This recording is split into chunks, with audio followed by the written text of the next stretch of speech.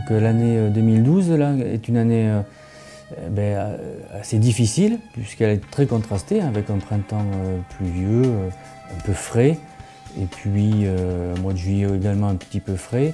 Mais depuis la moitié du mois de juillet, on a plus d'eau et des températures plutôt élevées. Donc ce contraste entre la fraîcheur du printemps et puis du début de l'été et puis cette chaleur et cette sécheresse pendant la maturité du raisin. Donc une vigne qui souffre un petit peu, mais je suis plutôt confiant parce que je vois que les raisins mûrissent plutôt bien. On a une bonne qualité des paramètres pour l'instant.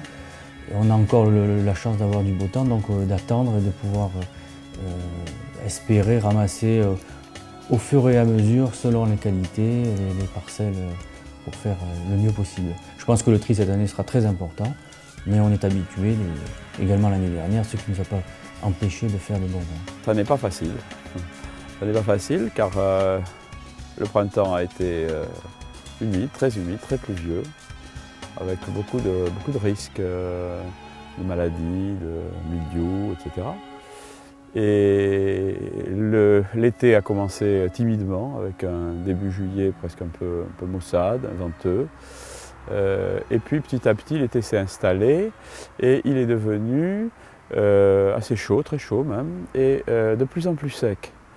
Et finalement, le risque de la sécheresse, qu'on ne connaît pas dans le vignoble bordelais, ou très peu, est devenu évident. Et si vous regardez à vos pieds, vous allez voir une pelouse entièrement grillée.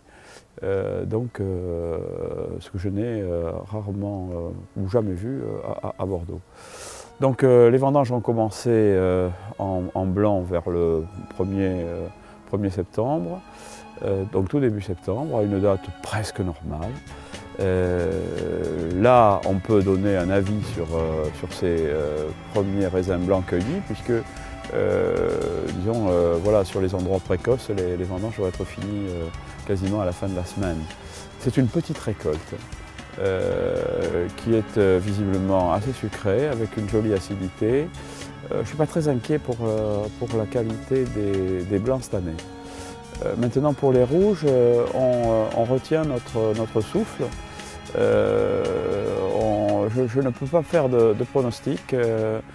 La vendange est plutôt tardive, on va plutôt vendanger fin septembre et en octobre, mais l'influence de la sécheresse risque d'être déterminante selon les vignobles.